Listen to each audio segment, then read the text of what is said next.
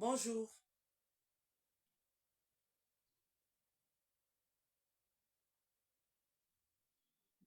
bonjour, partageons. Bonjour, Silamite, Chigan, bonjour.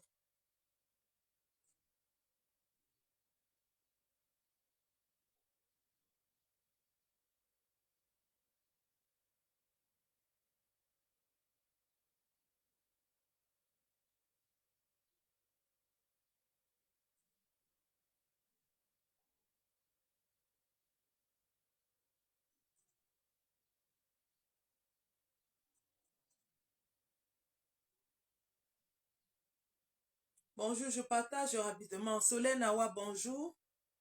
Bonjour.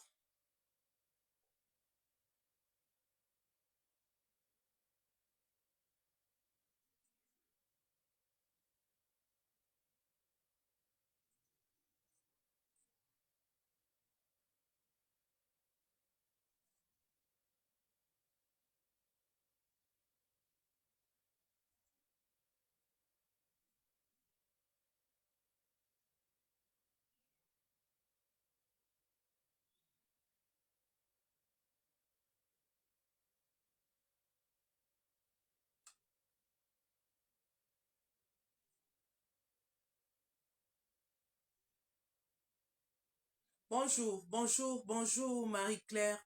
Bonjour. Bonjour, Jeannette. Bonjour.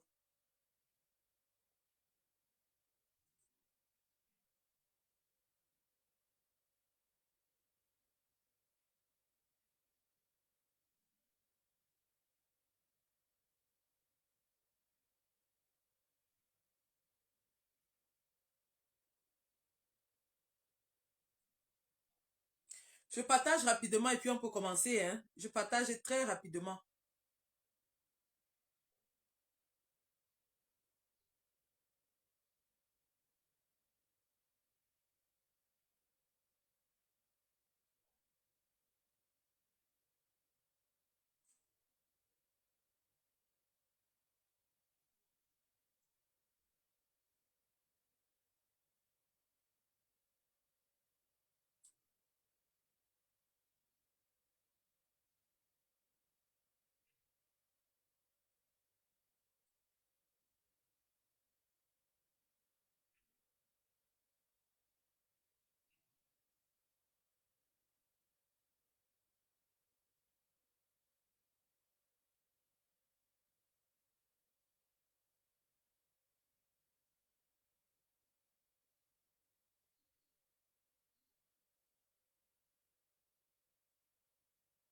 Bonjour à tous, bonjour. Bonjour, mesdames et messieurs, bonjour. Si je fais ce live tôt ce matin, c'est parce que, euh, ma foi, le soir, nous vaquons à nos occupations et il y a beaucoup de personnes qui entrent en live. Je suis consciente du fait que beaucoup d'entre vous sont au travail en ce moment et beaucoup vont suivre le live plus tard. Cependant, j'ai tenu à faire cette communication ce matin et je vais la faire. Elle sera faite ce matin. Cette communication s'adresse au ministre délégué à la justice de la République du Cameroun, Monsieur Jean de Dieu Momo, qui est en ce moment le ministre en action, en activité ou alors en service de la République du Cameroun, parce que le ministre titulaire, Monsieur Laurent Esso, étant malade. Laurent Esso, d'ailleurs, que je salue, et à qui j'aimerais qu'on transmette ce message, vu que Monsieur Anissé Ekané avait une certaine proximité avec lui, j'aimerais que Monsieur Laurent Esso soit au courant de ce qui est en train de se passer dans son ministère pendant son absence et ce qui est perpétré par celui qui est censé être son adjoint, son second, Monsieur Jean de Dieu Momo. Alors, nous avons tous suivi la mort tragique du combattant camarade, le président Anissé Ekané, lundi 1er décembre 2025. Dont le camarade combattant est mort dans des circonstances assez troubles. Et moins de 24 heures après son décès, le ministre de la Justice délégué, pas des moindres, au cadre de l'administration camerounaise, un membre du gouvernement, s'en va sur la toile alors que la famille est encore en train de chercher des réponses aux questions nombreuses qu'elle se pose, alors que les proches d'Anissé Ekane sont encore en train de digérer la nouvelle tragique de son décès. Vous avez vu sa petite fille pleurer, sa sœur pleurer, ses sœurs, sa femme, sa famille est encore avec un cadavre chaud entre les mains, alors que la dépouille d'Anissé Ekane n'a même pas encore passé la nuit à la morgue. Monsieur Jean de Dieu Momo, ministre de la justice d'un pays, celui qui est censé rendre la justice, celui qui est censé être juste pour tous les Camerounais. Parce qu'il faut rappeler que le premier principe de la démocratie, c'est la justice. Lorsqu'il n'y a pas de justice, il n'y a pas de démocratie. Donc, monsieur Jean de Dieu Momo, en l'absence de Laurent Esso, qui est gravement malade, est celui-là qui est censé garantir l'état de droit et de justice dans notre pays. Monsieur Jean de Dieu Momo, en l'absence de la grosse pointure qu'est Laurent Esso, est censé porter ses chaussures d'homme d'État et de tenir de main ferme le gouvernail de la justice au Cameroun. Que non. Monsieur Jean de Dieu Momo s'adonne à la bouffonnerie et il pousse le bouchon un peu plus loin en commettant l'acte le plus ignoble, le plus indigne, le plus cruel, le plus insensé que nous ayons jamais vu. Alors que le corps d'un homme est posé au sol et qu'il n'est même pas encore froid. Alors que le monde entier, toutes les chancelleries, y compris la chancellerie britannique, posent des questions sur la mort en détention d'Anissé Ekane. Alors que le monde est en émoi, Jean de Dieu Momo, qui est censé être ministre de la Justice, de toute une république, de 30 millions de Camerounais qui sont des intellectuels, des personnes intelligentes, des personnes éduquées, Jean de Dieu Momo va pondre un poste où il commet plusieurs impairs. Sur le plan juridique, sur le plan éthique, sur le plan moral, il a bafoué tous les codes de sa profession. Et lui, on ne sait pas si Jean de Dieu Momo a encore la fibre humaine ou s'il est juste là pour jouer au clan de service sur lequel le gouvernement de Paul Biya se sert d'essuie-pied pour piétiner les Camerounais. Un homme qui a vendu sa dignité, un homme qui a vendu son humanité, un homme qui a vendu même sa responsabilité, un homme qui n'est là que pour servir de bras agissant au point de se ridiculiser. On se rappelle que pour entrer dans le gouvernement, Jean de Dieu Momo a traité sa propre tribu, les Bamileke, de juifs. Au point où il est poursuivi en France aujourd'hui pour antisémitisme. Jean de Dieu Momo, pour son ventre à l'excroissance exponentielle, pour sa bédaine qui demande beaucoup de nourriture à entretenir, est prêt à lécher les bottes même du plus gueux de ce gouvernement. C'est à ce point qu'il a vendu son âme. Jean de Dieu Momo est ce genre d'homme, puisqu'on le sait, qu'il a perdu sa fonction d'homme, qui est donc capable de se courber afin de servir tous les vrais hommes du gouvernement. La preuve, aujourd'hui, il parle du bilan de santé d'un homme qui vient à peine de décéder. Mais il ne sait pas que nous avons aussi son bilan de santé. S'il pense qu'il est le seul, du fait de sa position aujourd'hui dans le gouvernement, à pouvoir avoir accès à certaines informations, qu'il sache que son épouse, sa chère et tendre épouse, s'est aussi confiée à quelqu'un sur ses insuffisances sexuelles, sur ses manquements, lui qui n'arrive plus à accomplir le devoir le plus basique de tout homme sur terre. Nous le savons. Pendant qu'il se courbe donc pour torcher le postérieur d'un homme qui vient de décéder, qu'il sache que son large postérieur est extrêmement exposé et que nous le torchons aussi.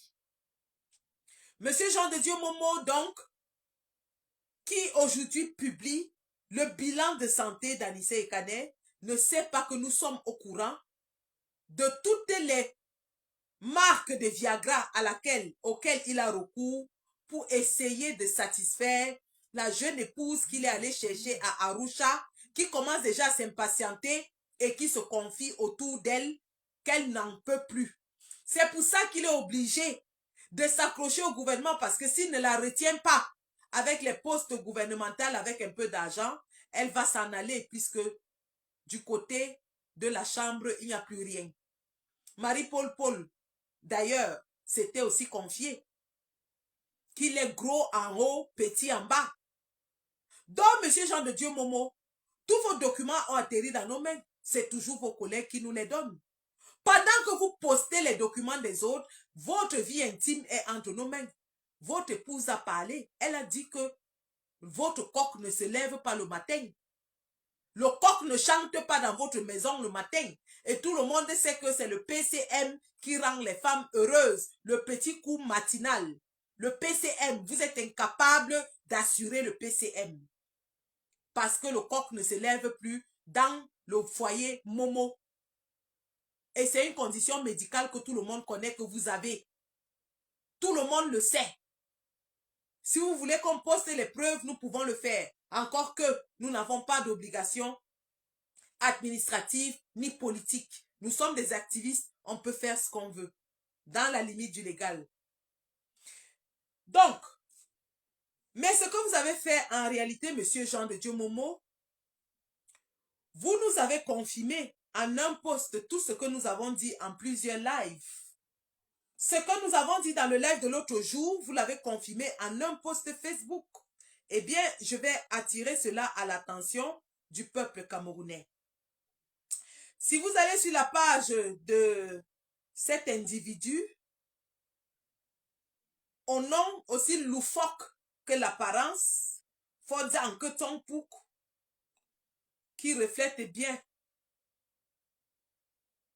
le ridicule du personnage, vous allez voir une publication qui date de 16 heures de temps. Le décès de notre ami Anissé Ekane. Alors, il écrit un long texte et il s'en va comme ça.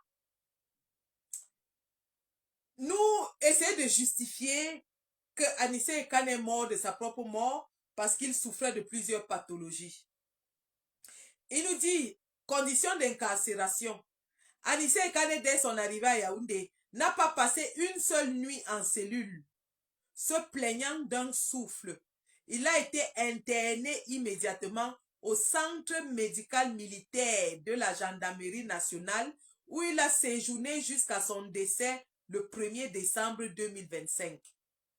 Au début, son alimentation était prise en charge par la gendarmerie nationale avant que son épouse ne prenne le relais.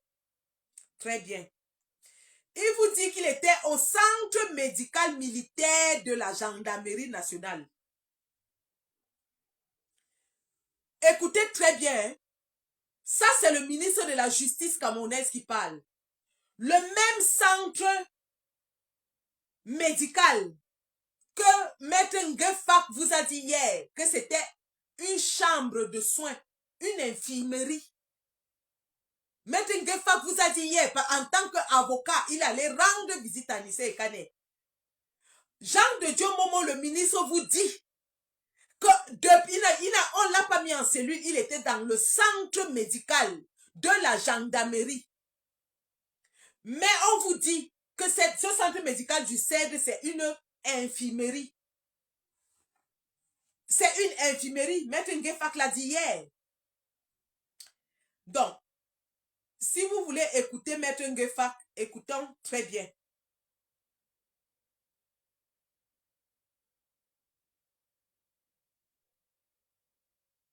Écoutons Maître Ngefak.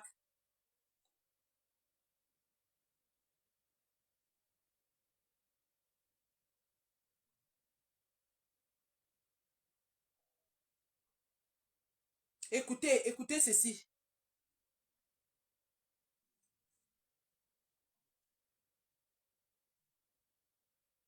Ces gens-là, ils l'ont assassiné, ils ont prémédité, ils ont réussi leur coup. Pourquoi ils sont pressés? Souvenez-vous, je vous ai dit sur votre plateau que je plains ceux qui, en période électorale, marchandent l'angoisse, la peur et la mort. Cela vous a valu une convocation au Conseil national de la communication. Je souhaite que ce Conseil national de la communication vous adresse une seconde convocation pour vous dire, de vous expliquer sur l'assassinat programmé et médité de M. Ekane Anissé. Je le dis de plus fort parce que j'ai eu 2 enseignants en loi pénale spéciale. Attendez, je vais vous mettre ça sur... Je vais vous mettre ça sur haut-parleur parce que là, ça ne passe pas très bien. Un instant. Le professeur Mukwashi Adolphe. Un instant. Il disait que assassiner, ce n'est pas utiliser le couteau. C'est organiser la mort d'un individu par tous les moyens nécessaires. Dites à monsieur le commissaire du gouvernement s'il a oublié. Il a convoqué, ou bien qu'il a fait déférer devant lui, que Georges Anissé Ekane, et vu son état de santé, il a ordonné un soir faire retour pour lui, envisageant sa mise en liberté. Qu'est-ce qui s'est passé? Pourquoi depuis lors, il ne s'est pas souvenu? Un instant, je vais vous faire écouter ça mieux. Je vais mettre le haut-parleur.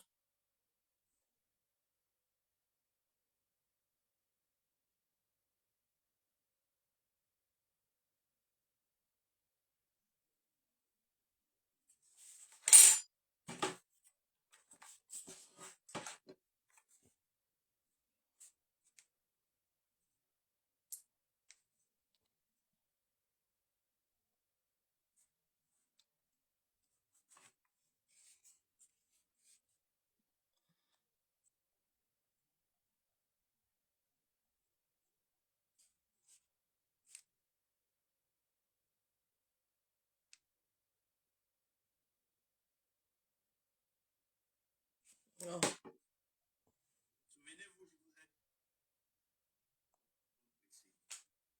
Souvenez-vous, je vous ai dit sur votre plateau que je plains ceux qui, en période électorale, marchandent l'angoisse, la peur et la mort. Cela vous a valu une convocation au Conseil national de la communication. Je souhaite que ce Conseil national de la communication vous adresse une seconde convocation pour vous dire, de vous expliquer sur l'assassinat programmé et médité de M. Ekane Anissé. Je le dis de plus fort parce que j'ai eu 2 enseignants en loi pénale spéciale, le professeur Stanislas Melone et le professeur Mukwashi Adolphe. Il disait que assassiner, ce n'est pas utiliser le couteau. C'est organiser la mort d'un individu par tous les moyens nécessaires. Dites à monsieur le commissaire du gouvernement s'il a oublié. Il a convoqué, ou bien qu'il a fait déférer devant lui, que Georges Anissé Ekane, et vu son état de santé, il a ordonné un soir faire retour pour lui, envisageant sa mise en liberté. Qu'est-ce qui s'est passé? Pourquoi depuis lors, il ne s'est pas souvenu de son bulletin de santé? Pourquoi ce commissaire de gouvernement est devenu silencieux et muet? Chacun pour sa part. Alors, M. Ekane Anissé est décédé. Ce n'est pas le plus important pour l'État. Le plus important pour l'État, c'est de savoir pourquoi est-ce qu'il a été interné depuis le 24 octobre au CER. Voilà ce que l'État doit rechercher. L'État doit dire au peuple, je l'ai gardé depuis le 24 octobre dans cette petite cellule au sein, parce que je lui reproche ceci. Le peuple doit d'abord savoir. On ne doit pas passer le principal au subsidiaire. On ne doit pas inverser les rôles. Il faut que ce soit clair. Monsieur le commissaire.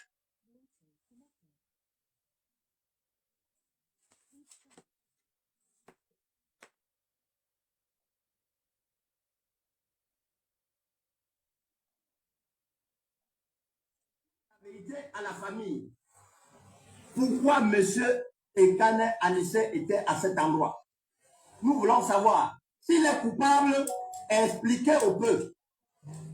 Les morts sont morts, on ne peut plus les réhabiliter. Mais le peuple a envie de savoir la vraie vérité de son incarcération. J'espère que ça ne va pas masquer la détention du professeur Abaoyono, de M. Dekam Tchameni. Ça ne doit pas masquer. Il faut que l'essentiel soit sûr. Dites d'abord la vérité sur le premier procès. La famille prendra sur elle de savoir si ça vaut la peine d'additionner les douleurs. Pour l'heure, trop c'est trop. Pour l'heure, trop c'est trop. Monsieur Ekane Anissé est décédé, a été assassiné et l'assassinat a été programmé. J'explique. Le procureur, le commissaire du gouvernement l'a fait retourner au CED parce que le dossier médical n'était pas bon. Il est écrit dans son dossier médical. C'est un patient dépendant de son extracteur d'oxygène. J'ai la chance d'avoir sur ce plateau mon grand frère Sim. J'ai fait le déplacement sur Yaoundé moi-même pour vérifier, en tant que patron de mon collectif, pour vérifier. Dieu seul connaît le trajet. Et je loue encore ses contacts parce que lui, il a un carnet d'adresse fort. Si c'était pas moi-même, je n'aurais jamais rencontré le défunt. Après toutes ces heures, nous avons réussi à le rencontrer. Mais un peuple qui m'a écouté, je n'ai pas pu tenir 5 minutes dans cette chambre. Je ne tenais plus parce que je le voyais mourir. Est-ce que vous entendez, Maître Ngefak? Anissé Ekane était dans une chambre au CED. Mais Momo, dans sa publication d'hier, nous dit qu'il était dans le centre de santé du CED. J'aimerais que Monsieur Jean de Dieu Momo prenne les caméras de la CIA TV et qu'il aille nous filmer le fameux centre de santé où Anissé Ekane a reçu des soins appropriés au CED. Quand son avocat dit sur un plateau de télévision que c'était une chambre, monsieur le président du MRC, Mamadou Mota, qui lui-même a passé 18 jours au CED et qui était dans ce centre de santé soi-disant, après qu'on ait cassé son bras, nous a dit que ce n'était même pas un centre de santé. C'est une salle de soins. Ils ont pris quelqu'un dont le dossier médical, à l'arrivée, dit qu'il dépendait d'un extracteur d'oxygène pour nous dire qu'il a reçu des soins adéquats. Est-ce que vous entendez, Maître Ngefa, que Maître Ngefa lui-même ne pouvait pas tenir dans cette chambre? Jean de Dieu Momo nous donne les éléments. Est-ce que vous pouvez imaginer dans une chambre de moins de 4 mètres carrés, les toilettes ouvertes, sans oxygène? Moins de 4 mètres carrés, les toilettes ouvertes, sans oxygène. Voilà là où ils ont gardé Anissé Ekane pendant 1 mois jusqu'à ce qu'il meure. Et ils nous disent qu'il était dans un hôpital et il avait des soins. Voilà l'endroit où ils ont gardé quelqu'un qui, à l'arrivée, la respiration dépendait d'un appareil. Ils confisquent son appareil et ils vont le mettre dans une chambre de 4 mètres carrés, sans oxygène, avec les toilettes ouvertes. Écoutons très bien. Oxygène. J'ai fait le déplacement sur Yaoundé moi-même pour vérifier, en tant que patron de mon collectif, pour vérifier. Dieu seul connaît le trajet. Et je loue encore ses contacts parce que lui, il a un carnet d'adresse fort. Si c'était par moi-même, je n'aurais jamais rencontré le défunt. Après toutes ces heures, nous avons réussi à le rencontrer. Mais le peuple qui m'a écouté, je n'ai pas pu tenir 5 minutes dans cette chambre. Je ne tenais plus parce que je le voyais mourir.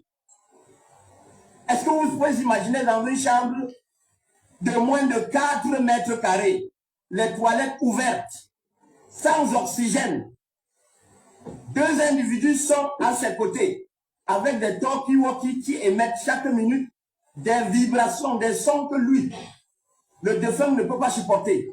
Manque d'oxygène. Il ne peut pas causer ni avec sa femme, encore moins avec ses avocats. Or, la présence de ces 2 individus, comme quoi ils sont ses gardiens. Du 24 octobre au 15 novembre, où nous faisons l'amiable, on passe de la famille au conseil, des conseils aux amis, des connaissances aux relations, pour lui permettre qu'il obtienne son extracteur d'oxygène. Silence. Où se trouve exactement cet extracteur? Figurez-vous qu'il a été séquestré au groupement de gendarmerie de Douala. La preuve est là. Allez là-bas le matin. Vous allez voir sa voiture qui est garée, séquestrée. Quand on met sous séquestre un bien, on fait l'inventaire du contenu. Cet extracteur d'oxygène a été abandonné dans cette voiture hermétiquement fermée. Un objet qui doit être maintenu dans un climat bien spécial, dans une chambre bien gardée. On l'a abandonné à l'air libre, sous cette chaleur. Alors, maître Méli et moi, nous avons fait le déplacement au groupement de gendarmerie de Douala pour aller supplier le commandant, le supplier en camerounais de nous remettre cet extracteur. Ce grand monsieur de ses grades a eu pour ça le réponse de dire à ses gentils secrétaires dépassés qu'il nous recevra un autre jour sans fixer le rendez-vous. Je suppose que Ekane Anissé en ce moment était un animal où personne ne se souciait de sa santé. Nous avons patienté 2 jours, nous sommes revenus à sa demande, même conduite. Il a fallu la réaction écrite de mon confrère Méli pour dénoncer cette forfaiture, ce crime organisé, pour que le Landerneau se branle. Malgré tout, je suis reparti le 24 à la demande de ce chef de groupement.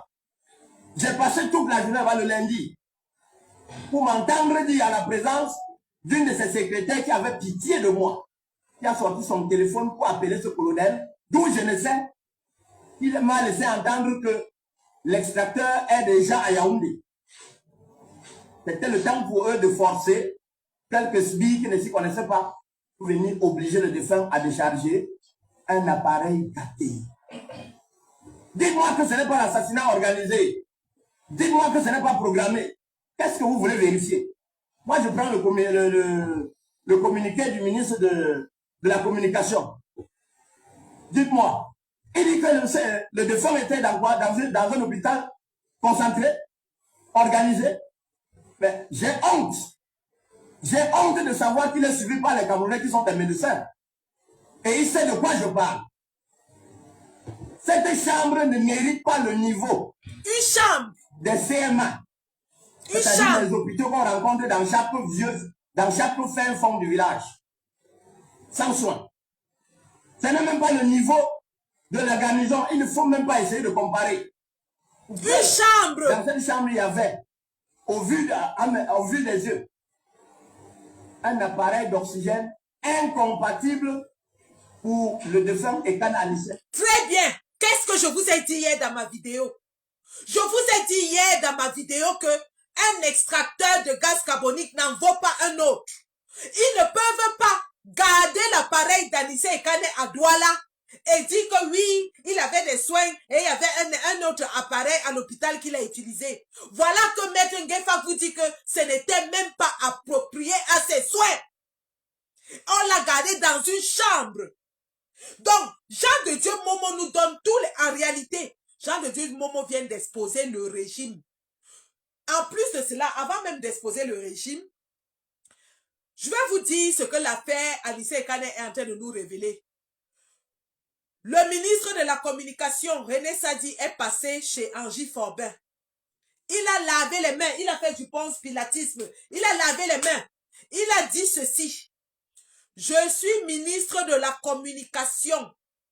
Non, il a dit je suis porte-parole du gouvernement et non ministre de l'administration territoriale. Je ne suis ni en charge de la police, ni en charge de la gendarmerie. Qu'est-ce que ça veut dire? Ça veut dire que René Sadi est en train de dire que l'arrestation d'Anissé Ekane, le gouvernement n'était pas au courant. Parce que si le gouvernement était au courant, lui en tant que porte-parole du gouvernement, devait communiquer là-dessus. Donc l'arrestation d'Anissé Ekane, des gens qui avaient à Bayono, Parfait Voum et autres, d'après René Sadi, ce n'est pas une initiative instruite par Paul Biya. Il a dit, je ne suis pas ministre de l'AT. Donc c'est à Tangandji, avec Galas Setoga et Ngongo, qui sont à l'origine de ces arrestations barbares. Le porte-parole du gouvernement lavait les mains. Il a dit que le gouvernement ne connaît pas ça. C'est le ministre de l'AT.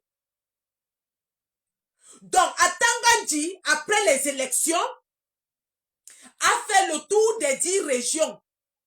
Et il est parti avec, soi-disant, portant la parole du chef de l'État. Il a dit que l'ordre régnera. À Tangandji va nous dire de quel chef d'État qu'il parle et dont il porte le message. De quel chef d'État lui l'a envoyé arrêter les opposants alors que son porte-parole dit que lui n'est pas au courant de ça. À Tangandji Ngongo, avec Galas Setoga, vont nous dire qui est ce Biya qui les instruit d'ensauvager les Camerounais, de les arrêter, de les torturer, de les assassiner, pendant que le porte-parole du gouvernement dit que le gouvernement n'est pas au courant de ça. Voilà là où on se trouve en ce moment, les gars. Je vous avais dit ici que si on ne s'unit pas contre Ngongo, parce que la campagne là, c'était la campagne de Ngongo. C'était pas Paul Biya. Paul Biya n'est pas président du Cameroun. C'est Ngongo qui est le président du Cameroun. C'est Ngongo qui est en train d'ensauvager les Camerounais. C'est Ngongo qui est en train de tuer les Camerounais. Et il a son bras séculier, son boule, son pitbull, son chien de chasse qui s'appelle Tangandji. Et il a en effet maintenant un bras séculier qui exécute les ordres macabres qu'on appelle Galas et Toga. Vous avez vu pendant la crise post-électorale, c'était les gendarmes qui étaient en situation de guerre contre des gamins à main nue. Ngongo et Galas et Toga sont les bourreaux de notre peuple en ce moment, avec leur bras séculier à Tangandji. Voilà le clan qui est en train de terroriser, de torturer, d'écraser les Camerounais. J'en appelle ici à la conscience, à l'âme de tous les ministres du Cameroun qui ont encore une âme. Monsieur René Sadi, si vous êtes conscient du fait que vous n'êtes pas comptable de ces actions barbares, désolidarisez-vous. Désolidarisez-vous. Et dites enfin la vérité au peuple camerounais. Il n'est pas tard pour vous de vous racheter. Si le peuple camerounais a pardonné à Issa Tiroma Bakari et l'a porté au plus haut de la tête de notre pays en lui donnant un vote de plus de 70%. Monsieur René Sadi, faites ce qui est juste. Faites ce qui est bien. Voilà un clan des malfrats, des voleurs, des bandits qui ont pris notre pays en otage en utilisant les méthodes les plus barbares. Vous avez vu la tricherie avec Yebga. Ça, c'est les méthodes de bandits d'Tangandji. Parce qu'Tangandji, c'est un malfrat, c'est un bandit, c'est un pickpocket. C'est quelqu'un qui a arraché les porte-monnaies au marché Mbopi. Tangandji, c'est quelqu'un qui a arraché les porte-monnaies des mamans au marché Mbopi. Comment il est est entré jusqu'au sommet de notre état par effraction, c'est Dieu seul qui sait. Regardez les méthodes qu'il utilise. Et Jean de Dieu Momo, je reviens à lui, ce bouffon, ce paltoquet, ce palmipède, cet homme difforme, sans aucune virilité ni masculinité, au sens propre comme au sens figuré, cet homme est masculin, cet homme cassé du derrière, qui a déjà le bassin aussi élargi que celui d'une femme enceinte, du fait qu'il serve aujourd'hui de femme justement à ces malfrats, cet homme est féminin, à la bouche serpentine, à l'apparence aussi dégoûtante que sa pensée, cet homme nauséabond, qui ne peut inspirer du désir à aucune femme, cet homme répugnant, qui aujourd'hui utilise justement son postérieur rebondi, nous dit que Anissé Ekane était dans un centre de santé.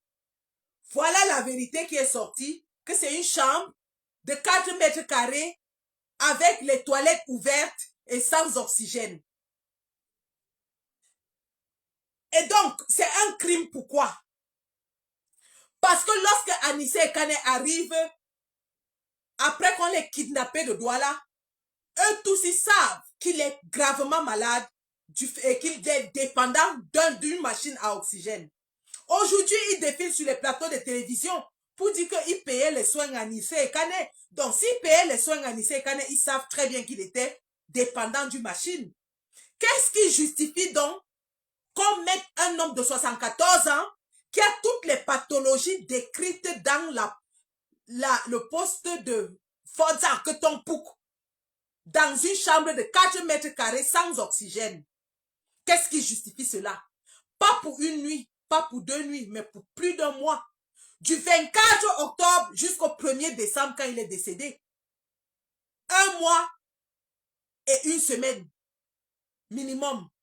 Un homme qui dépendait d'une machine. Qu'est-ce qui justifie qu'on le mette là-bas? Et le lendemain, ils veulent découper son corps. Pourquoi vous découpez son corps? Pour quelle autopsie? Pour prouver quoi? Qu'il est mort de quoi? Où était sa machine respiratoire? Voilà la question à laquelle vous devez répondre. Au lieu de découper le corps d'Anissé Ekane en l'absence de sa femme, en l'absence de ses enfants, en l'absence de ses avocats, parce que vous allez juste trouver qu'il est mort d'arrêt cardiaque. Mais qu'est-ce qui a causé l'arrêt cardiaque? Où était sa machine? Où était son appareil? Pourquoi vous n'avez pas eu l'urgence de lui ramener son appareil pendant plus de 35 jours qu'il était entre vos mains, 38 jours qu'il a passé entre vos mains? Vous avez privé un homme qui dépendait d'oxygène, d'une machine d'oxygénation, de sa machine pendant 38 jours, pour venir maintenant découper et dépecer son corps le lendemain de sa mort? Et Fodza Ketompouk, qui est censé être ministre de la Justice, vient étaler donc tous les... C'est-à-dire qu'il n'y a jamais de crime parfait. Il n'y a pas de crime parfait. Et c'est Fodza Ketompouk qui vient nous montrer donc comment ça s'est fait. Il a eu la bonne idée de faire un post hier qui détaille tout. Mais surtout qui nous donne tous les indices.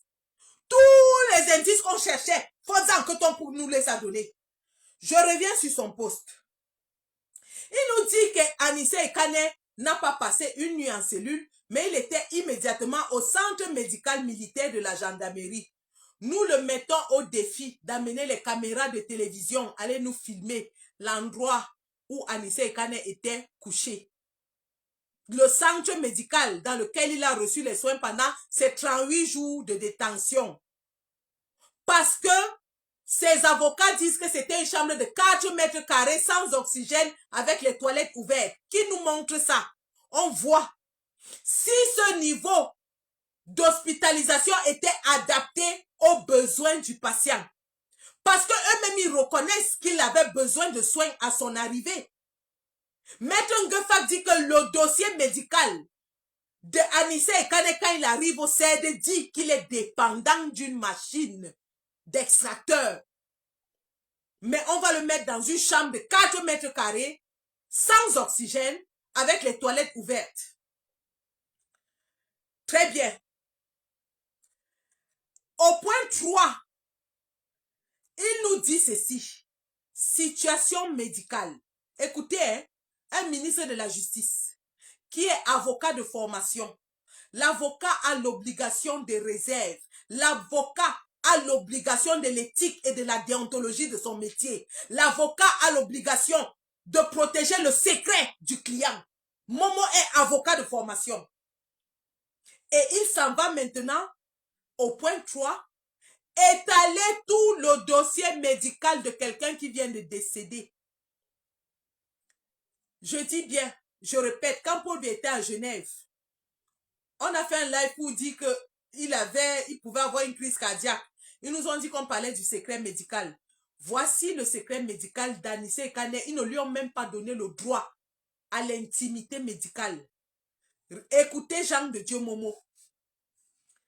L'évaluation clinique initiale du 24 octobre 2025, et il met entre parenthèses, dès son arrivée à Yaoundé, a révélé, mais il dit dès son arrivée à Yaoundé, c'est comme s'il était arrivé à Yaoundé dans la ville et qu'il était à l'hôpital général.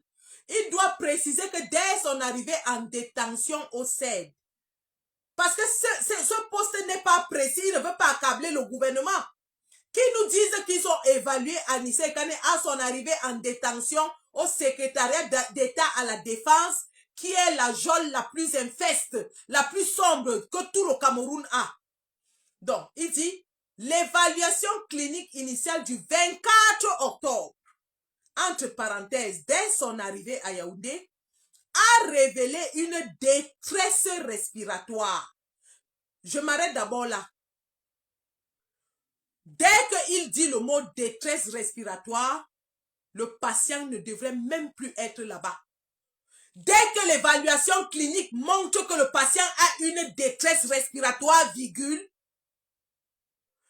les processus médicaux voudraient qu'il soit immédiatement évacué dans un centre de santé où cette détresse respiratoire serait prise en charge de façon adéquate. Parce qu'on nous enseigne en médecine, au besoin de me répéter, et ça c'est ma 3e vidéo là-dessus, que la première chose qu'on protège chez un être humain, c'est sa respiration. Vous êtes déclaré cliniquement mort à partir du moment où vous ne respirez plus et votre cœur ne bat plus. Même si votre cerveau fonctionne encore, à partir du moment où vous n'avez plus le souffle et que le cœur s'arrête, vous êtes déclaré cliniquement mort. Or, le cœur s'arrête de battre dès que le souffle, quelques minutes après que le souffle s'arrête, le cœur aussi va s'arrêter. C'est pour cela que dans notre formation, dès que quelqu'un ne respire plus, on commence immédiatement la ressuscitation pulmono-cardiaque. Est-ce que vous comprenez ce que je dis? La respiration est directement liée au cœur. Dès qu'un patient ne respire plus, la première chose que nous protégeons chez le patient, c'est sa respiration. C'est pour ça que quand quelqu'un tombe évanoui, comme on dit trivialement au Cameroun, ou alors lorsque quelqu'un est dans le coma ou dans un état d'inconscience, on le met dans une position, on appelle ça en anglais recovery position, position de sécurité où on ouvre ses voies respiratoires. La première chose qu'on protège chez un être humain, c'est la respiration. Donc, Anissé Ekane arrive au CED et on constate qu'il a une détresse respiratoire. Et ça, c'est Jean de Dieu Momo lui-même qui le dit. Ils ont constaté qu'il avait une détresse respiratoire. Et il donne donc la cause de cette détresse respiratoire. Il dit, dû à une fibrose pulmonaire idiopathique dont il souffre depuis plusieurs années et pour laquelle il suivait de nombreuses médications irrégulières. Entre parenthèses, il met, son médecin traitant a confirmé qu'il se soignait très mal. Très bien. On s'arrête là. On s'arrête là parce qu'il y a beaucoup d'éléments. Rien que sur ces 2 phrases, il y a beaucoup d'éléments. 1. Le médecin qui a évalué Anissé Ekane au CED et qui a constaté qu'il avait une détresse respiratoire. Qui est ce médecin? On veut son nom. Qu'a-t-il fait lorsqu'il a trouvé que le patient avait une détresse respiratoire? Pourquoi il n'a pas exigé que le patient soit transféré dans une formation médicale où il aurait des soins appropriés? C'est une faute lourde et très grave. On appelle ça non-assistance à personne en danger. Parce qu'en médecine, lorsque les voies respiratoires sont obstruées ou en danger, le patient évidemment est en danger. Vous constatez qu'un patient ne respire pas, vous devez le sauver. De par ma formation, où que je sois au monde, je dis même dans le pays où je n'exerce pas. Si aujourd'hui, moi Sandy Boston, et d'ailleurs j'ai eu ce cas, j'étais dans un train en provenance de Paris, et nous avons eu dans le train une annonce de quelqu'un qui avait perdu connaissance. Et vous connaissez, le train qui passe au-dessous de la Manche a peut-être 30 wagons. Les longs wagons, il y en a au moins 30. Le train qui passe sous la Manche. J'étais dans un train, je rentrais d'une manif à Paris, j'étais relax, je buvais ma bière. Et puis j'entends l'annonce qu'il y a quelqu'un qui a perdu connaissance. Et on nous dit dans l'annonce, s'il y a un médecin ou une infirmière, qu'il se précipite à la voiture 15, chaise numéro tant. Vous imaginez très bien ce que j'ai fait. J'ai enlevé mes chaussures, j'ai commencé à courir dans tout le train jusqu'à ce que je suis arrivé chez le patient. J'ai trouvé qu'il y avait une autre dame médecin qui était déjà arrivée avant moi et toutes les deux, on a mis le patient dans la position de recovery, on a sécurisé le patient jusqu'à l'arrivée du train. Donc, lorsqu'un patient est en situation de danger, lorsque la vie d'un être humain est engagée, quelle que soit votre condition, vous avez l'obligation de sauver d'abord cette personne. Donc, je reviens à la publication. Le médecin qui a reçu Anissé Ekane au CED et qui a fait le bon diagnostic de détresse respiratoire. Cette détresse respiratoire, c'est ce que je vous ai appelé dans une vidéo la déficience respiratoire de type 2, causée donc par sa fibrose. Parce que la fibrose, c'est la cause, on appelle ça en anglais underlying cause, donc la cause sous-jacente. Mais la manifestation de cette cause, c'est quoi? C'est la détresse respiratoire qu'on doit à tout prix stabiliser et maîtriser. Et on la maîtrise avec l'appareil qu'il utilisait. Parce que la fibrose, c'est la maladie. Mais la détresse respiratoire, c'est la manifestation de la maladie. C'est ça qu'on appelle type 2 respiratory failure. C'est l'insuffisance respiratoire causée par la fibrose. Dans l'insuffisance respiratoire de type 2 dont je vous ai parlé, c'est de ça qu'il s'agit. C'est le symptôme qui se manifeste chez Anissé Ekane, causé par la fibrose. Le médecin constate donc ça. Et ça, c'est une condition médicale extrêmement grave. La fibrose respiratoire est extrêmement grave. Qu'est-ce qu'un médecin qualifié fait lorsqu'il constate qu'il reçoit entre ses mains un patient souffrant de fibrose qui fait une manifestation de détresse respiratoire? Il abandonne dans une chambre de 4 mètres carrés sans oxygène. Nous voulons le nom de ce médecin. Première chose. Deuxième chose, toujours dans la même phrase, il nous dit, il veut incriminer Anissé Ekane en disant qu'il ne suivait pas bien ses soins. Et il nous dit, depuis plusieurs années et pour laquelle il suivait de nombreuses médications irrégulières. Entre parenthèses, son médecin traitant a confirmé qu'il se soignait très mal. Très bien.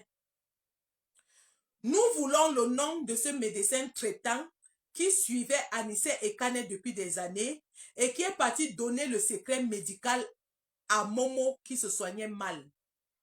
Ça fait déjà 2 médecins.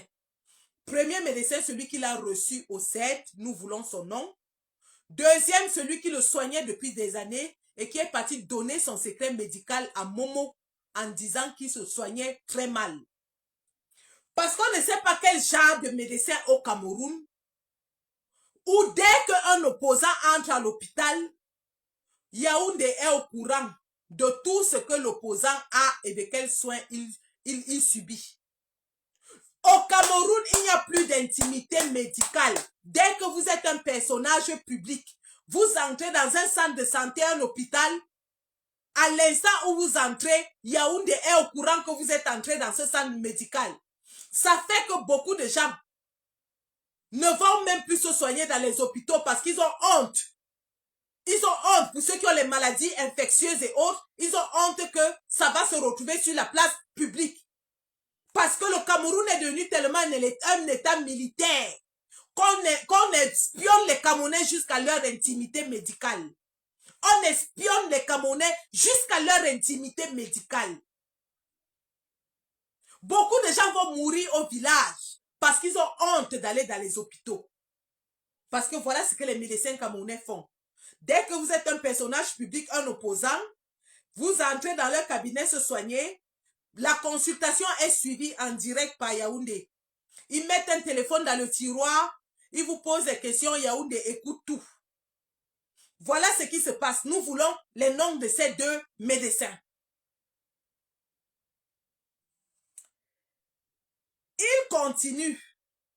Il dit que Anissé Kane se soignait très mal. Et il continue en disant que d'où sa mise sous oxygénothérapie alternant entre l'administration d'oxygène pur et l'utilisation d'un extracteur mis à disposition par la gendarmerie nationale. Monsieur Jean de Dieu Momo, Maître Ngefak nous a dit hier qu'il n'y avait même pas l'oxygène dans la chambre là. Tu vas nous montrer l'extracteur que vous avez utilisé sur Anissé Kane. Parce que comme je l'ai dit hier, on ne parle pas d'extracteur d'oxygène. Anissé Kane recevait effectivement de l'oxygène dans sa thérapie, mais il avait l'extracteur de gaz carbonique. Et cet extracteur de gaz carbonique était adapté à sa fonction respiratoire. C'est pour ça qu'il avait une machine personnelle qui l'amenait partout. Parce qu'un physiologiste respiratoire avait examiné le patient, avait adapté une machine à ses besoins. Allez nous montrer l'extracteur que vous avez mis à sa disposition à la gendarmerie. Adama, on peut mentir comme ça? Montrez-nous une seule gendarmerie, il n'y a même pas d'oxygène dans les hôpitaux au Cameroun. Et à la gendarmerie, vous aurez un extracteur. Tout un extracteur. On vous a dit hier d'Equinox que l'appareil d'Anissé Kane avait été importé parce que ce n'est même pas disponible au Cameroun. Mais Jean de Dieu Momo vous dit dans son poste que, comme par hasard, une gendarmerie qui n'a jamais reçu de patient avec fibrose pulmonaire avait un extracteur. Dans l'hôpital général, les grands hôpitaux de référence, il n'y en a pas. Mais à la gendarmerie, il vous dit qu'il y avait. Dans une chambre de 4 mètres, il vous dit qu'il y avait. On peut mentir comme ça. Jean de Dieu Momo continue en disant, après des plaintes de difficultés lors de la miction, la concertation avec son neurologue qui le suivait à l'hôpital La Quintini de Douala, et il met entre parenthèses, irrégulièrement du fait de l'indisponibilité du patient, a entraîné des explorations complémentaires faites dans les centres de référence de Yaoundé, entre parenthèses, Centre Pasteur, Laboratoire Prima. Tous évoquant un cancer de la prostate. Diagnostic confirmé par l'examen anatomopathologique de la biopsie prostatique. Très bien. Très, très bien. Jean de Dieu Momo nous informe que Anissé Kane avait des difficultés à faire pipi. Et que pour ça, donc, ils l'ont amené, ils ont d'abord appelé son neurologue à la Quintini, qui leur a confirmé qu'il se soignait mal parce qu'il ne venait même pas aux soins. Et donc, eux, ils l'ont amené faire les biopsies et les tests au Centre Pasteur et au laboratoire Prima. Et ces tests ont confirmé qu'il avait un cancer de la prostate. Très, très bien. Le but de cette information, c'est pourquoi? C'est pour nous dire que Anissé Ekane était d'ailleurs même très malade et que donc s'il est mort, c'est parce il avait trop de choses qui se passaient dans son corps. Sauf que ce que Jean de Dieu Momo oublie, c'est qu'une fois qu'il a mis cette information dehors, il aggrave le cas du CED. Il aggrave le cas du gouvernement. Parce qu'au départ, on s'est dit que le patient n'a qu'une seule maladie, qui est sa maladie respiratoire. Mais il nous dit que pendant qu'il est au CED, eux-mêmes, ils découvrent qu'il souffre du cancer de la prostate. Donc, en plus de sa difficulté respiratoire, le patient, on découvre qu'il fait un cancer. Qu'est-ce qu'un malade de cancer fait au CED? Qu'est-ce qu'un malade de cancer de la prostate fait dans une chambre du gouvernement pendant un mois? Vous avez découvert qu'en plus de la maladie respiratoire, Anissé Ekane souffrait du cancer. Vous gardez un malade de cancer là-bas, pourquoi? Pourquoi vous ne l'avez pas mené dans un hôpital? Pourquoi vous ne l'avez pas envoyé voir un cancérologue? Pourquoi? Pourquoi vous avez gardé un homme qui déjà avait du mal à respirer sans oxygène et vous découvrez qu'il avait un cancer et vous le gardez encore là-bas? J'espère que les organismes... Alors, j'invite les avocats, s'il vous plaît, faisons déjà très rapidement une capture d'écran de ce post. Allez sur la page Fodza Nketompu, faites une capture d'écran de ce post et nous allons taguer tous les organismes de droits de l'homme, de la santé, les organismes de droit international. Ils vont nous expliquer comment ils découvrent que quelqu'un souffre de cancer et ils le gardent dans une salle infeste pendant 38 jours. C'est Fodza Nketompu qui nous dit que le CED a découvert que Anissé Ekane souffrait aussi du cancer. Qu'est-ce qu'il faisait encore dans vos cellules? Il faisait encore quoi au CED dans une pièce de 4 mètres carrés avec les toilettes ouvertes et sans oxygène alors que vous venez de découvrir qu'il souffre de cancer en plus de la maladie respiratoire? Ça, c'est un fait extrêmement grave, un fait extrêmement accablant. Jean de Dieu Momo, en voulant humilier Anissé Ekane pour montrer qu'il était pourri, qu'il était mourant, vient en fait de démontrer que eux, ils manquent d'empathie, ils ont failli à tous les niveaux. Ils n'ont respecté aucun droit international qui demande de sauver la vie d'un homme. Qui dit qu'un prisonnier a le droit aux mêmes soins que s'il était en liberté? Pourquoi vous n'avez rien fait pour le soigner lorsque vous découvrez des pathologies additionnelles et très graves comme le cancer? Toi-même, tu dis que d'autres centres de santé ont tous dit qu'il avait le cancer. Qu'est-ce qu'un malade de cancer fait au CED pendant 38 jours? En plus d'avoir une détresse respiratoire. Fodza Nketompu vient de clouer le gouvernement de Yaoundé. Parce que jusqu'ici, tout le monde savait qu'il souffrait seulement de maladies respiratoires. Donc, vous avez aussi découvert qu'il avait le cancer et vous l'avez laissé mourir. C'est extrêmement grave, ce poste. Extrêmement grave. Du point de vue légal, éthique, humain, médical, c'est extrêmement grave. Nous voulons les noms de tous ces médecins. Je dis bien tous. Y compris l'urologue. Tous ces médecins, tous, nous voulons leur nom. Continuons. Alors, il dit, et là, il confirme ce que j'ai dit hier dans ma vidéo. Il dit le 3 novembre 2025, il a présenté des œdèmes des membres inférieurs. Rappelons que les œdèmes des membres inférieurs sont un des premiers signes cliniques d'une défaillance cardiaque. J'invite le professeur Aimé Boni, cardiologue, éminent professeur cardiologue, à faire cette émission avec moi. Je suis infirmière spécialiste en respiratoire, il est médecin spécialiste en cardiologie. Et les deux spécialités se rencontrent à tous les niveaux. Donc, j'invite le professeur Aimé Boni à venir démontrer comment une insuffisance pulmonaire induit systématiquement une insuffisance cardiaque. Donc, le 3 novembre 2025, ça veut dire qu'il était déjà en détention parce qu'on l'a pris le 24 octobre. Ça faisait une semaine qu'il l'avait déjà passé entre leurs mains sans oxygène et sans extracteur.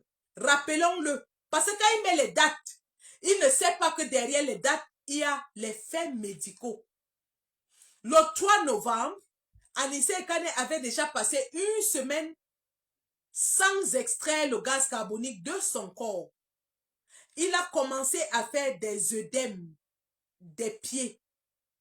Ils ont fait une échographie cardiaque et un électrocardiogramme qui ont montré un important trouble du rythme cardiaque, d'où la prescription d'un Holter ECG, lequel examen a mis en exergue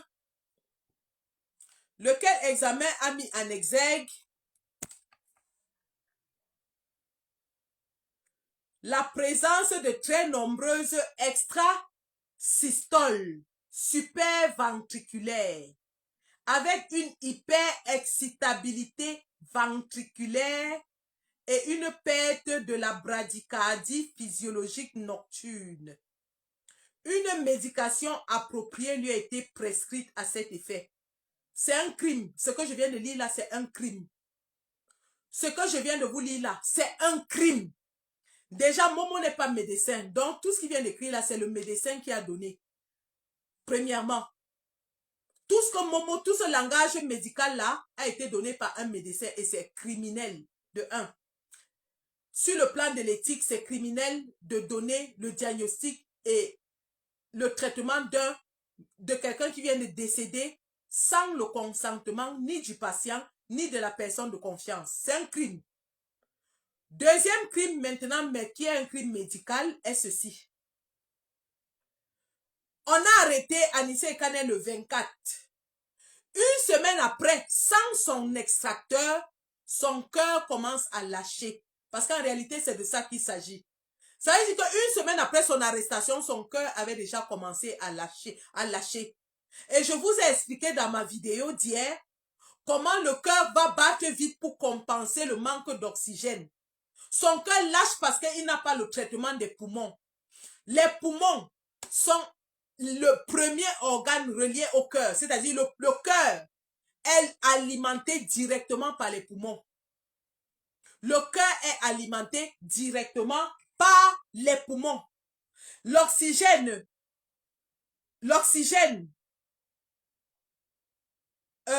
l'artère pulmonaire transporte le sang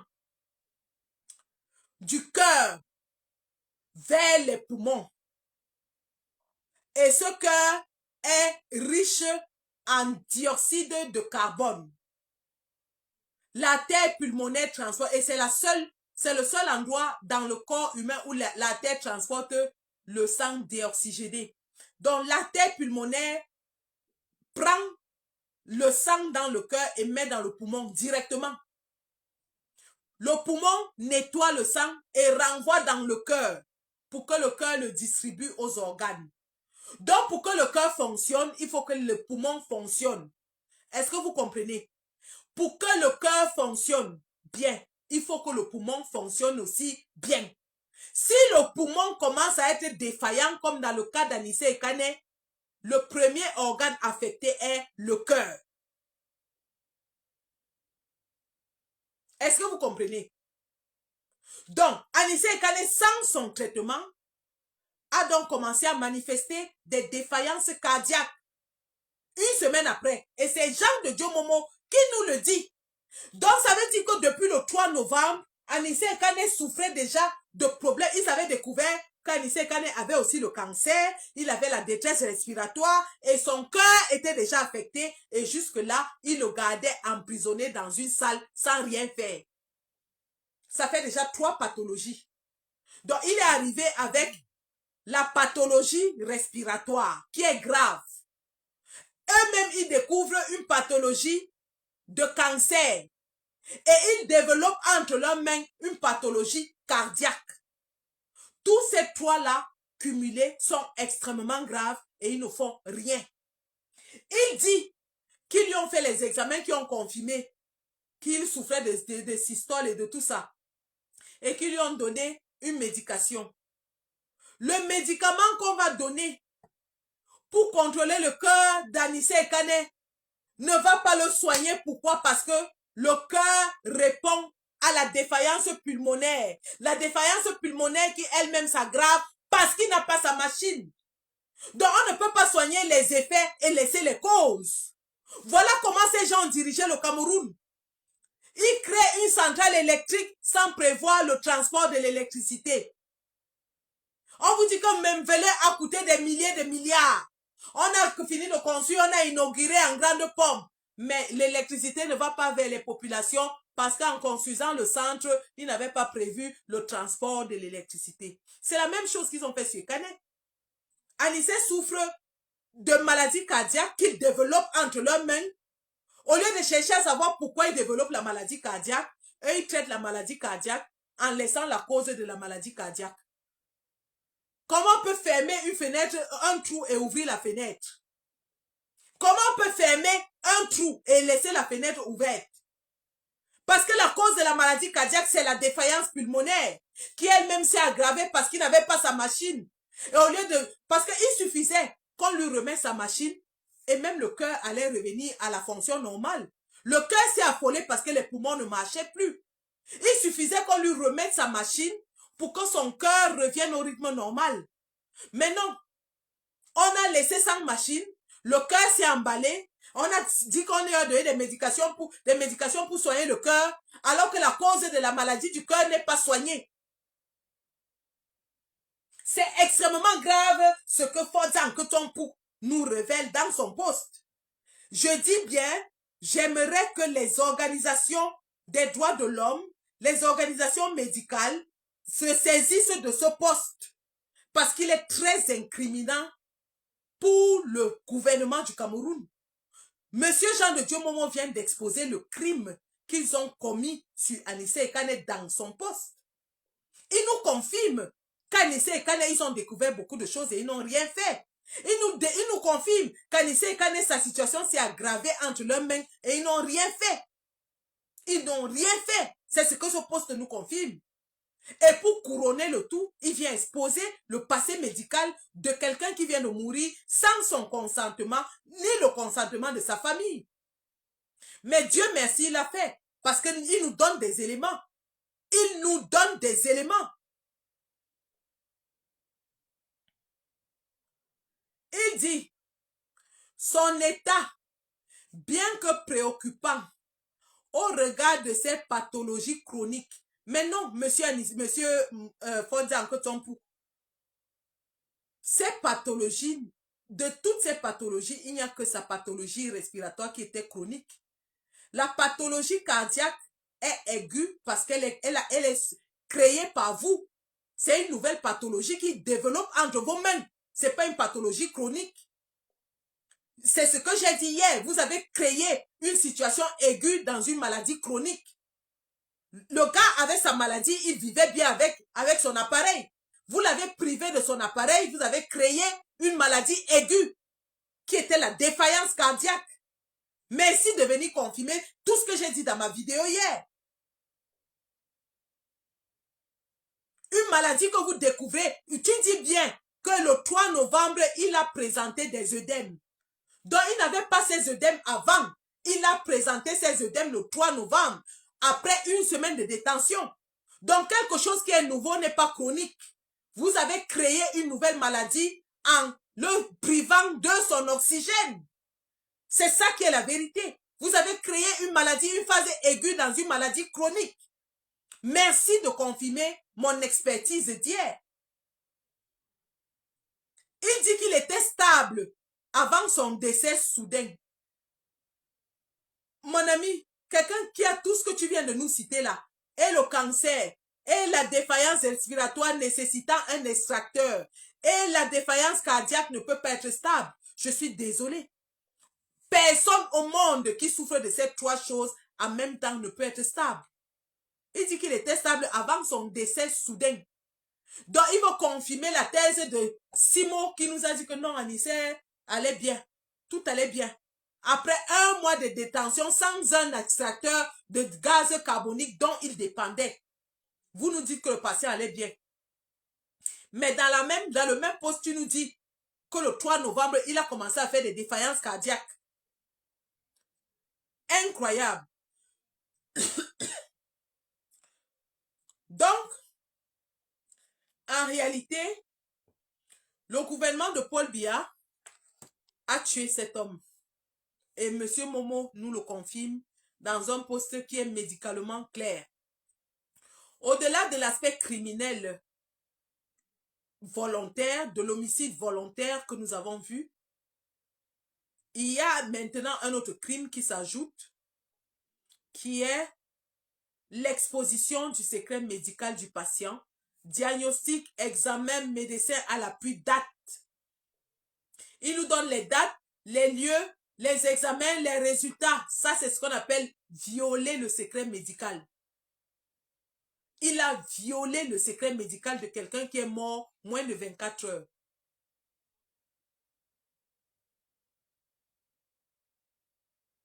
Donc, qu'il sache que cet acte, même comme il est ministre de la Justice, ne restera pas impuni.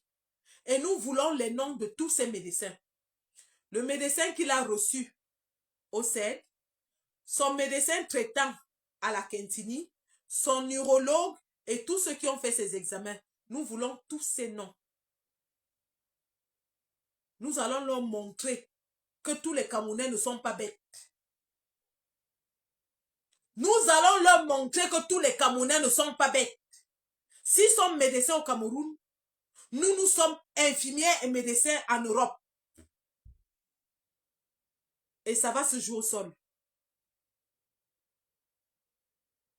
J'invite tous les Camerounais qui font dans la médecine d'aller lire ce dossier et de revenir.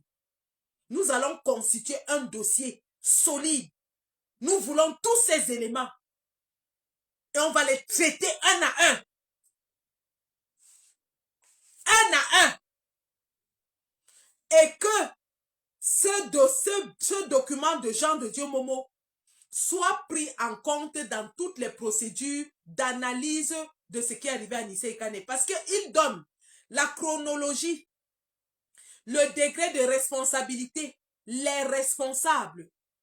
C'est très important. Il nous donne la chronologie, donc il donne les dates. Il dit ce que tout le monde savait quand ils ont reçu Anissé Kane, ce qu'ils ont découvert, les noms des personnes, les lieux où il a été traité. C'est très, très important. C'est des éléments d'accusation graves. C'est des éléments d'incrimination graves. Et nous allons les utiliser à bon escient. J'appelle tous les avocats volontaires. Que vous soyez en Europe ou au Cameroun, tout avocat qui est intéressé par cette affaire à nous contacter. Nous allons nous asseoir sur ce dossier. On va en faire un exemple à l'international. On va en faire un exemple à l'international. Donc, c'était ça que je voulais dire. Et j'allais dire à monsieur Jean de Dieu Momo que, au lieu de fouiller dans le dossier médical d'Anissé Kane, il ferait mieux de venir. Il y a les nouveaux traitements contre l'impuissance sexuelle en Europe.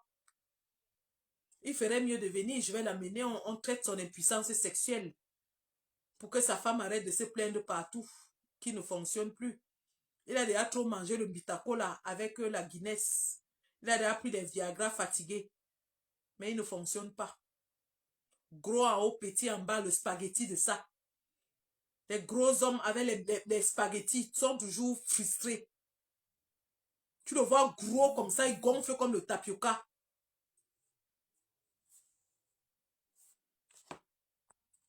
Alors que c'est le ver de terre qui est en bas.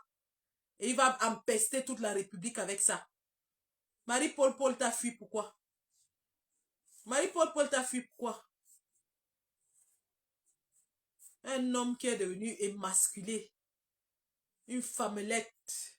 C'est le bassin qui se développe pendant que le phallus s'atrophie. Ce sont les fesses qui se développent pendant que le phallus est devenu atrophié, un émincé de phallus, un semblant de phallus, une image de phallus collée sur une carcasse hypertrophiée. C'est pas de notre faute si tu es incapable. C'est pas de notre faute si tu as le spaghetti. C'est pas de notre faute si tu es incapable de satisfaire une femme. C'est pas de notre faute si tu t'es résolu à aller retrouver, comment il s'appelle là, l'autre influenceur là, comment il s'appelle, la Faniente. Ben, tu es obligé de faire comme ça parce que devant, il ne reste plus qu'une image. Mais c'est le postérieur qui s'est développé. Malheureusement pour toi, tu es devenu la femmelette de tous les ministres, obligé de te courber pour maintenir ton poste. Tellement tu t'es courbé que le phallus est devenu atrophié. Ton épouse pleure partout. Ce sont les chauffeurs et les boys qui font le travail à ta place. Tu viens nous empester la vie. Tu es un homme, toi. Tu n'es que l'image d'un homme. Tu n'es plus un homme, toi. Tu es le dessin animé d'un homme. Tu n'es plus un homme. Un homme, c'est celui qui arrête une femme. Quand il arrête une femme, après 15 minutes, elle sent comment son corps vibre. Elle dit, yes, j'ai trouvé garçon. Mais toi là, les pleurs de ça, tu es parti chercher la fille d'autrui dans son pays. Tu la flattes maintenant avec les postes à la mairie. La pauvre, elle va faire comment? Si tu quittes ministre, elle te quitte. C'est pour ça que tu es obligé de faire ce que tu fais. Dès que tu quittes ministre, elle-même elle te quitte parce que tu n'as rien qui peut la retenir. Rien dans le pantalon, rien en bas. Le spaghetti de ça. Le verre de terre de ça. Le ventre a tout pris. Le ventre a tout pris. Obligé de te courber. Tu vas faire comment? Tu es devenue la femme d'Atangandji. La femme de Ngongo. Celui qu'on concasse partout. À défaut de concasser les femmes, tu te fais concasser. Tu vas encore prendre ton pied où? Pauvre petit individu misérable. Tu n'es qu'une charogne, une pourriture. Vraiment quelqu'un. Impossible comme ça là. Va dire, j'ai dit que ta femme a dit que tu ne fais plus. Et tu connais à qui elle avait dit. Et c'est arrivé dans mes oreilles. Ta femme est partie pleurer que tu ne fais plus. Tu ne peux plus faire. Tu es impuissant. Tu es impuissant. Les hommes de ton âge épousent les filles de 20 ans. Toi, tu es là avec ton large ventre comme la calebasse. Avec ton ventre comme la coque de la pirogue. Rempli de déchets, d'excréments. Tellement tu manges comme un bouffon.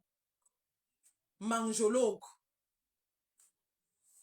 C'est à cause d'Anissé et Kane que tu peux pas gnoxer. Un individu frustré comme ça là. Frustré. J'ai dit que tu as le spaghetti. C'est ce que j'ai dit. Tu as le ver de terre. C'est confirmé. Ta femme a dit, tu as le ver de terre.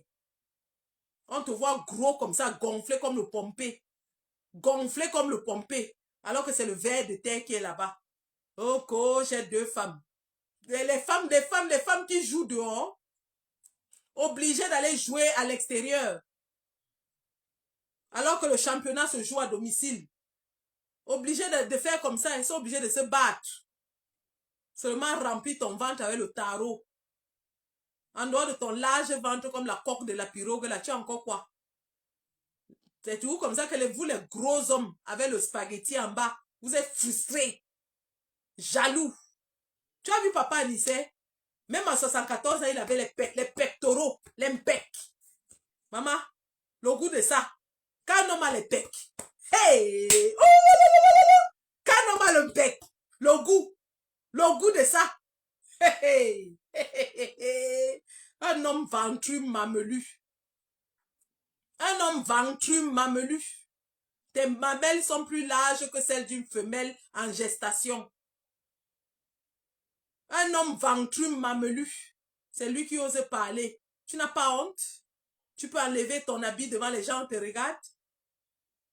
Tu as vu papa Anissé? Le père, c'est un bon pain croustillant, même à 74 ans. Un bon pain croustillant. Garçon debout, beau gosse même d'abord. Beau gosse. Le père là me draguait, j'acceptais. Il était d'abord beau. Il avait le bec. Tu as vu qu'on a enlevé sa chemise au père, au cèdre. Le pâté avec le bec. Moi, j'ai regardé la poitrine du père et dit que le père, tu as encore un bon pain, hein? Tu as un bon pain. Tu as encore un bon pain bien croustillant. Pain chocolat même. Le bon goût. Le bon goût. Pas un homme ventru, mamelu. Un homme dont les seins sont plus larges que les miens. Incroyable ça. Hé, hey, dégage, tu es qui? Fous le camp. Fous le camp. Tu as un homme fessu, mamelu, ventru.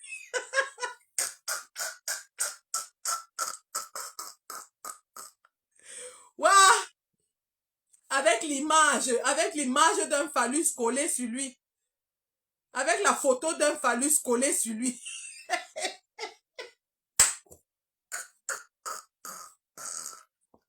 C'est lui qui osait venir parler. Tu étais jaloux, tu dis qu'il était ton ami, tu étais jaloux de lui. Parce que si c'était ton ami, tu ne devais pas écrire ce que tu as écrit là. Toi, en tant que ministre de la Justice, tu ne devais pas. Tu étais jaloux de lui. Tu étais tout simplement jaloux.